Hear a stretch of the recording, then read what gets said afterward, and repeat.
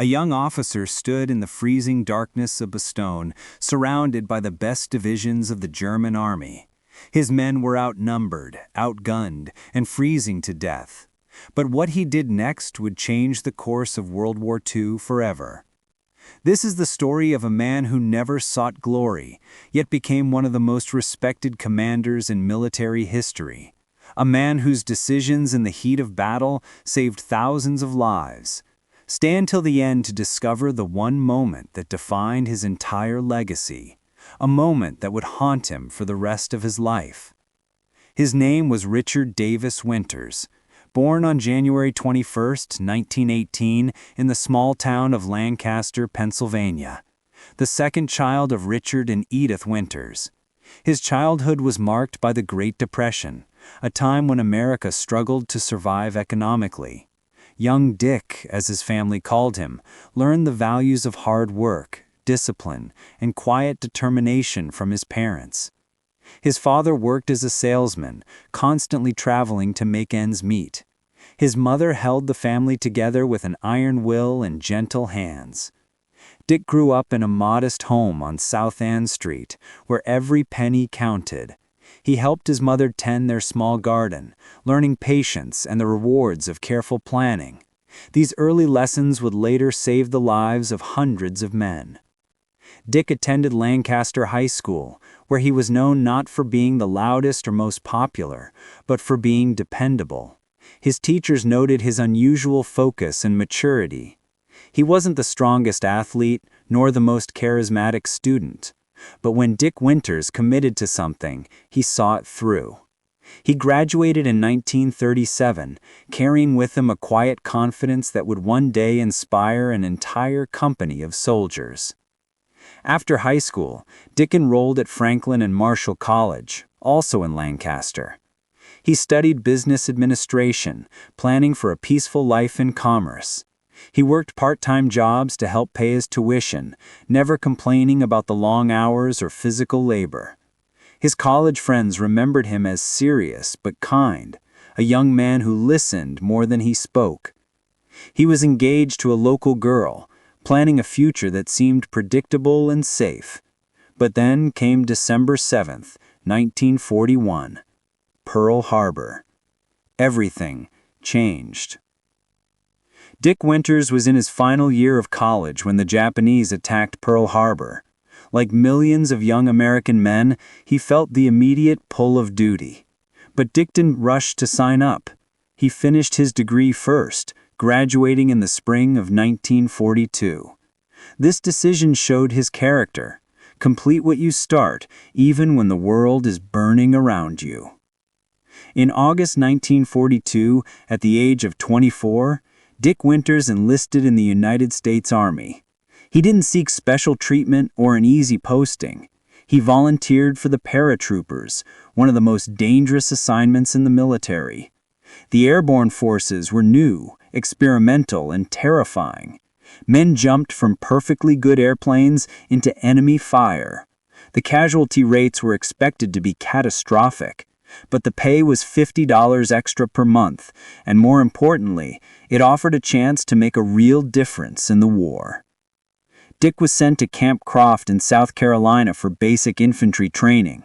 The heat was oppressive, the drill sergeants were merciless, and the physical demands broke many men, but not Dick Winters. He thrived. His college education and athletic background gave him an edge. But it was his mental toughness that set him apart. While other recruits complained and quit, Dick simply did what was asked and then did more. After basic training, he was assigned to the newly formed 506th Paratroop Infantry Regiment at Camp Toccoa, Georgia. This would become his home, and these men would become his brothers. Toccoa was hell on earth. The training was designed to break men, to weed out anyone who couldn't handle the mental and physical strain of airborne warfare. The camp was commanded by Colonel Robert Sink, a hard man who demanded perfection. Every morning began before dawn with a 3-mile run up and down Currahee mountain. Currahee, a Cherokee word meaning stands alone. The mountain rose 1,735 feet above the camp, a brutal climb that left men vomiting and collapsing. But Dick Winters ran it every day without complaint. He was assigned to Easy Company, 2nd Battalion. At first, he was just another trainee, another face in the crowd. But his company commander, Captain Herbert Sobel, quickly noticed something different about Dick Winters. Sobel was a complicated man, brilliant at training soldiers, but lacking in combat leadership qualities. He was harsh, demanding, and often petty. Many hated him, but Sobel recognized Dick's potential and promoted him to 2nd lieutenant in November 1942, just 3 months after he enlisted. Now Dick Winters had to lead men. Many of these soldiers were tougher than him, more experienced, more worldly. Some were criminals given a choice between prison and the paratroopers. Others were farm boys, city kids, immigrants seeking to prove their American loyalty. Dick had to earn their respect. He couldn't do it through intimidation. That wasn't his nature. Instead, he led by example. While other officers stayed warm in their quarters, Dick trained alongside his men. When they ran Currahee, he ran faster. When they did obstacle courses, he did them better. When they practiced parachute jumps, he went first. He never asked his men to do anything he wouldn't do himself.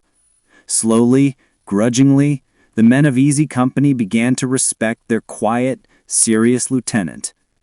The training intensified.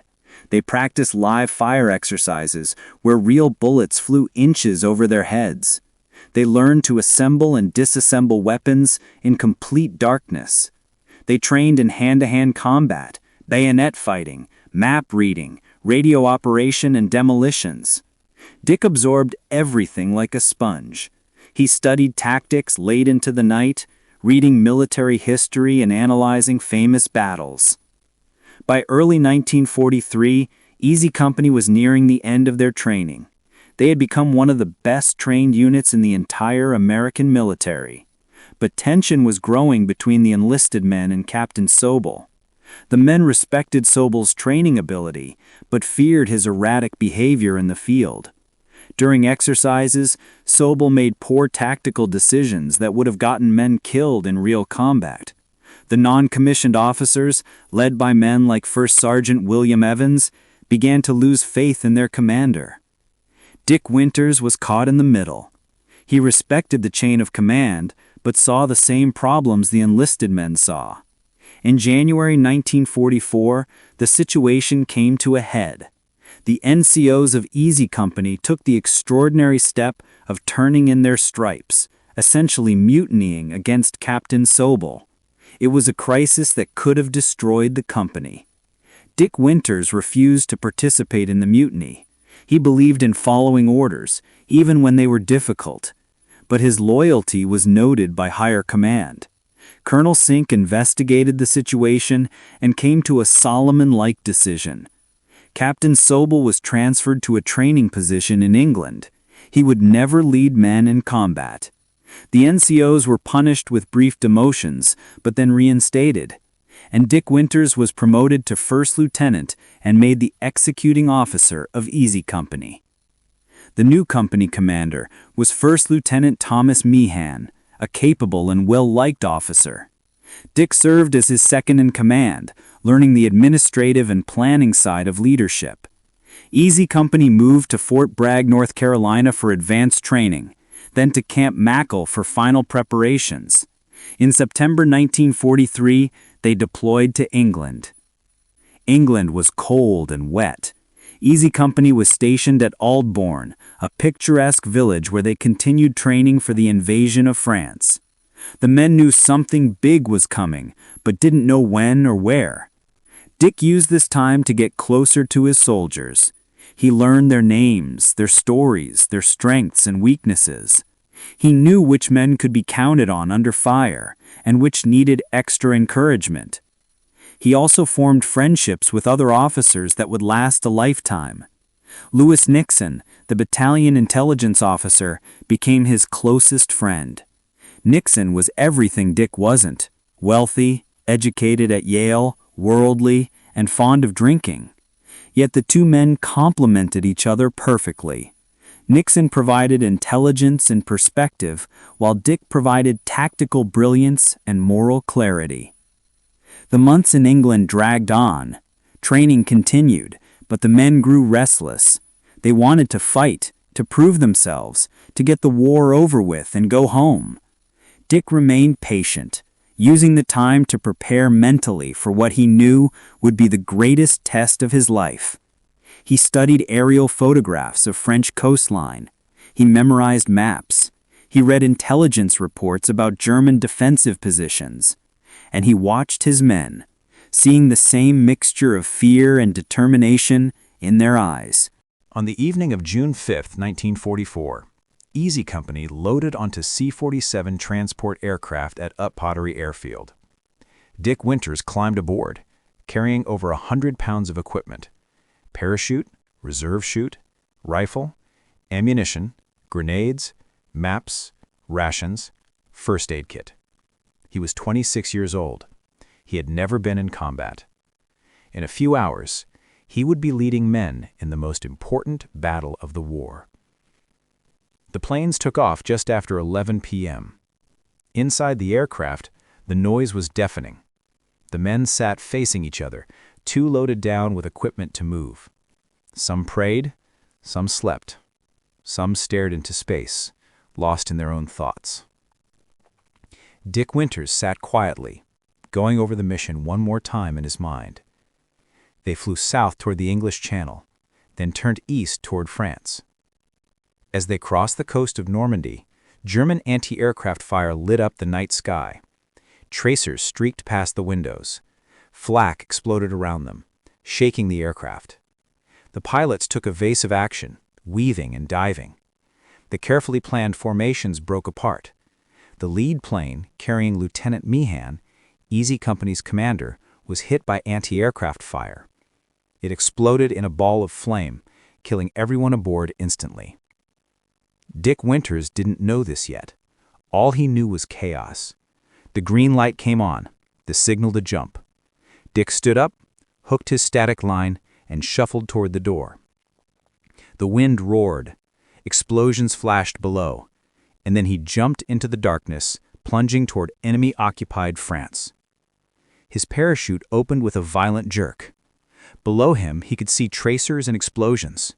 He was drifting away from the drop zone, blown off course by the wind and the pilot's evasive maneuvers. He hit the ground hard, in the middle of a field he didn't recognize. He was alone.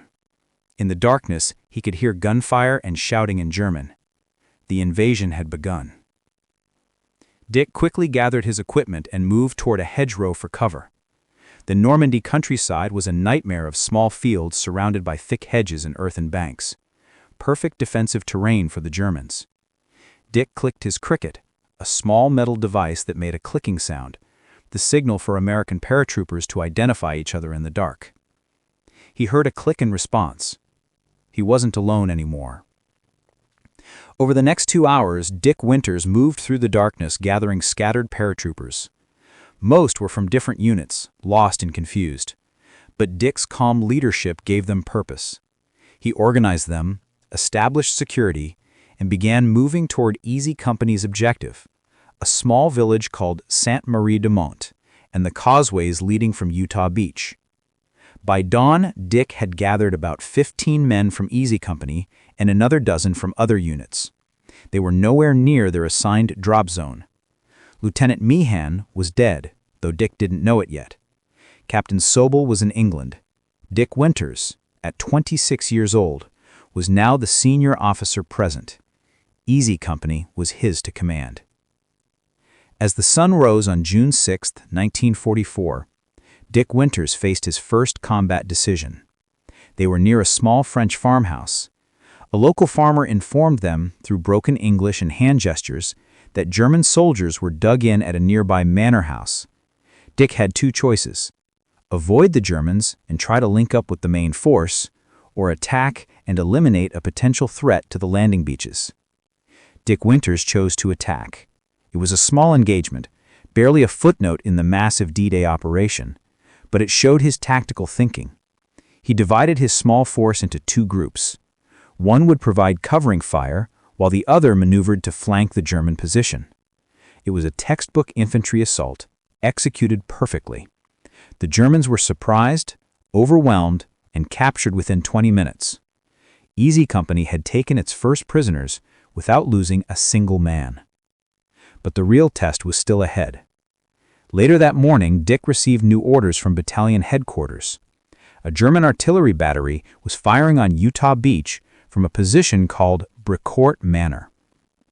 This battery consisted of 4 105mm howitzers, protected by over 50 German soldiers in a trench system.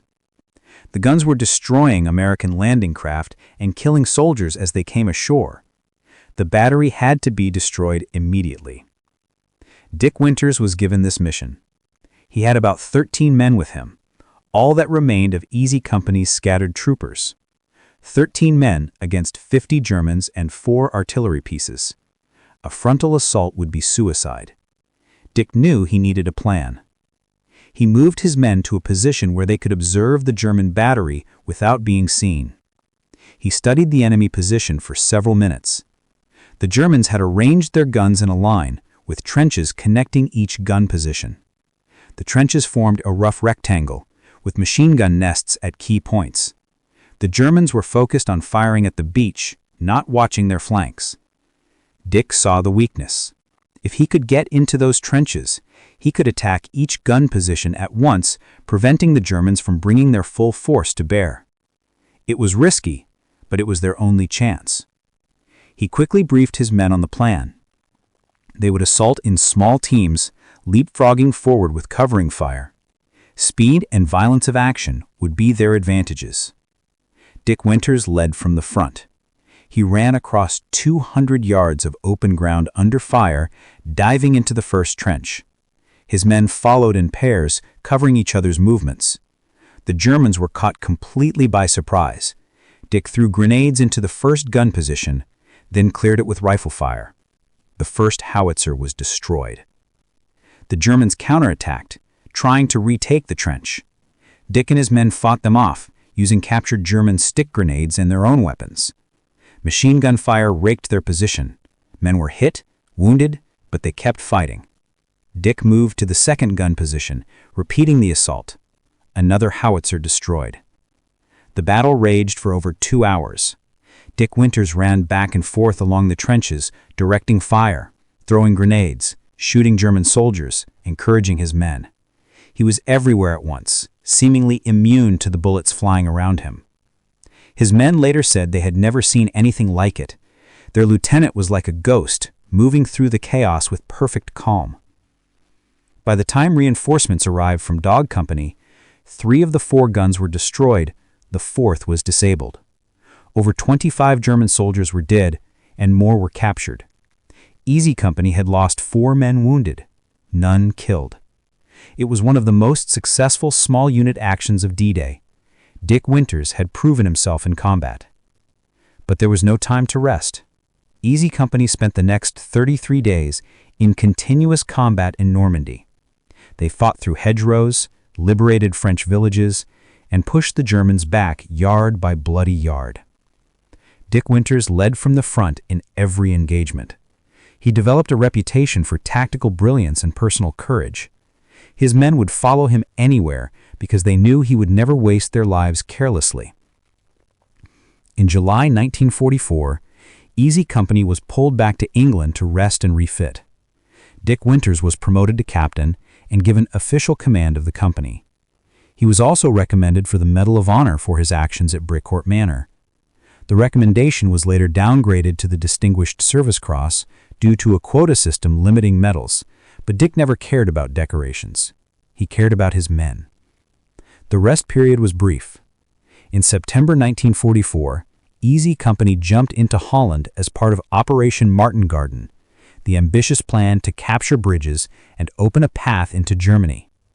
Dick led his men in the seizure of Eindhoven and the defense of the island, a strategic position between 2 rivers. The operation ultimately failed in its larger objectives, but Easy Company performed flawlessly under Dick's leadership. Then came the winter of 1944-1945. Easy Company was sent to what was supposed to be a quiet sector, the Ardennes forest in Belgium. The front lines had been stable for weeks. Intelligence reported minimal German activity. The men of Easy Company settled into defensive positions around the town of Bastogne, expecting a peaceful winter. They were wrong.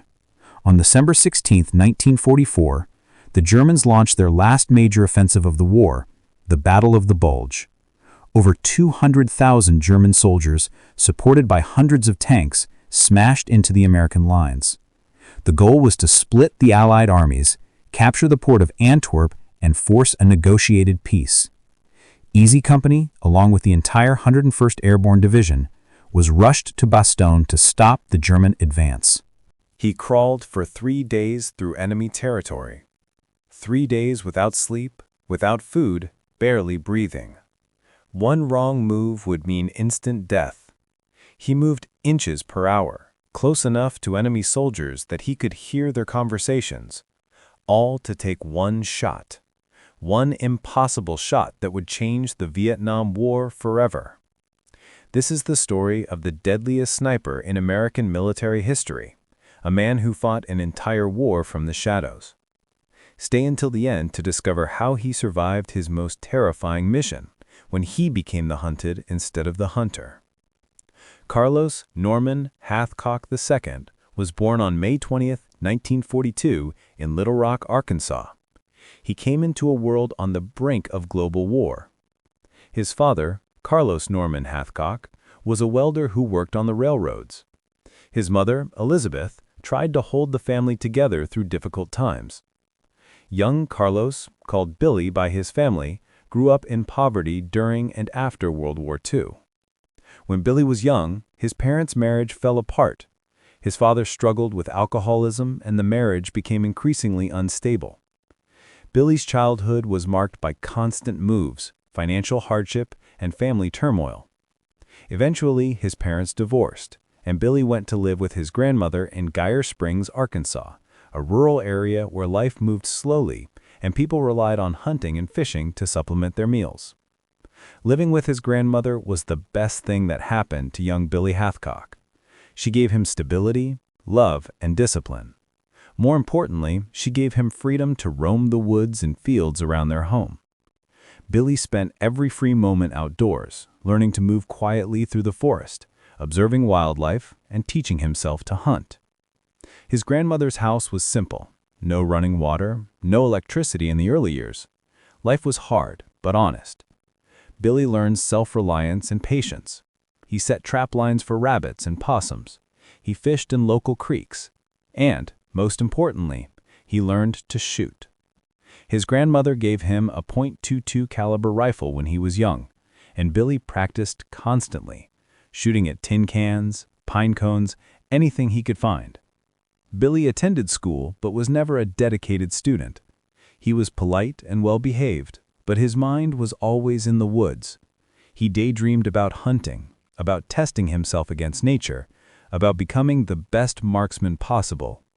His teachers noted that Billy was quiet and respectful, but seemed to be waiting for real life to begin somewhere outside the classroom. By his teenage years, Billy Hathcock had become an exceptional marksman. He could shoot a squirrel through the eye at 50 yards with his .22 rifle. He understood wind, distance, and bullet drop instinctively. He could read animal behavior and predict movement. Most importantly, he had developed infinite patience, the ability to wait motionless for hours until the perfect shot presented itself. Billy also developed a personal code during these years. He hunted for food, never for sport. He never took a shot unless he was certain of a clean kill. He respected the animals he hunted and felt a connection to the natural world. These principles would later define his military career. He would only take shots he was certain he could make. He never killed unnecessarily, and he felt a strange respect even for his enemies. In 1959, at the age of 17, Billy Hathcock enlisted in the United States Marine Corps.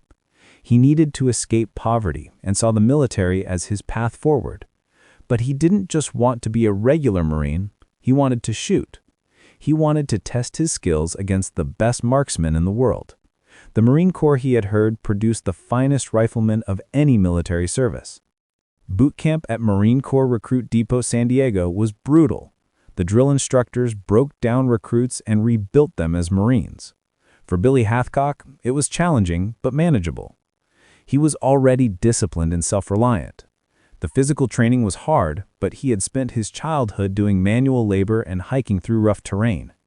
What he excelled at, unsurprisingly, was marksmanship.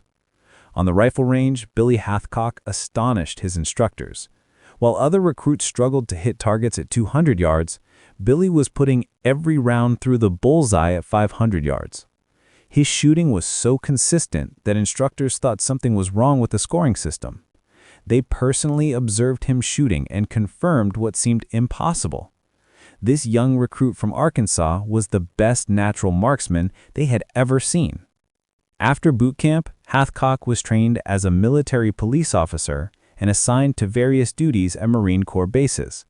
But he never stopped thinking about shooting. In his free time, he practiced constantly. He competed in shooting competitions, winning matches against experienced marksmen. In 1965, he won the Wimbledon Cup, the most prestigious long-range shooting competition in the United States, shooting a perfect score at 1,000 yards. But competitive shooting wasn't enough for Carlos Hathcock. The Vietnam War was escalating, and Marines were deploying to Southeast Asia in increasing numbers. Hathcock wanted to go, not out of bloodlust or desire for adventure. He simply wanted to test his skills in the most demanding environment possible. He wanted to serve his country where his unique talents could make the most difference. In 1966, his wish was granted. Carlos Hathcock deployed to Vietnam as a sniper. Vietnam was unlike any war America had fought before. There were no front lines, no traditional battles. The enemy was everywhere and nowhere. The Viet Cong guerrillas blended with the civilian population, struck from ambush, and melted back into the jungle. American forces struggled to adapt to this new type of warfare. Conventional military tactics often proved ineffective against an enemy that refused to stand and fight. Snipers became one of the most valuable assets in Vietnam. A skilled sniper could control an entire area, eliminate high-value targets, and spread fear among enemy forces. Carlos Hathcock arrived in Vietnam assigned to the 1st Marine Division, based near Da Nang. He was 24 years old, quiet, professional, and about to become a legend. Hathcock's approach to sniping was methodical and professional. He studied maps and intelligence reports, identifying likely enemy positions and movement patterns.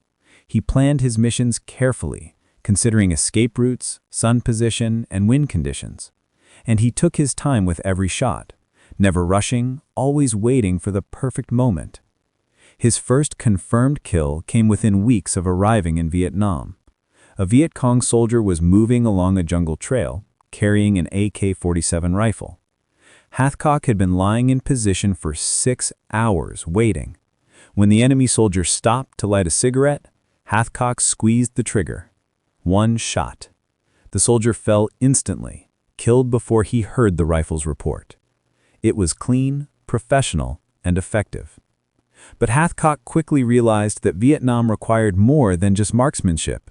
The jungle was brutally hot and humid. Leeches, mosquitoes, and snakes were constant threats. Viet Cong trackers could follow the slightest threes, a bent leaf, a disturbed spider web, the faintest smell of soap or insect repellent. American snipers had to become invisible, leaving no trace of their presence. Hathcock developed techniques that would revolutionize modern sniping. He wore camouflage that he modified himself, adding local vegetation to break up his outline. He moved with excruciating slowness, sometimes taking an hour to move just a few feet. He controlled his breathing and heart rate, remaining calm even when enemy soldiers passed within feet of his position. He became a ghost, appearing only long enough to take a shot, then vanishing back into the jungle. His rifle was a Winchester Model 70 30-06, mounted with an 8-power inertial scope. It wasn't the most advanced weapon, But in Hathcock's hands, it was deadly accurate to 800 yards and beyond. He knew that rifle better than anything else in his life. He could field strip it blindfolded. He knew exactly how each bullet would perform in different conditions. The rifle became an extension of his body.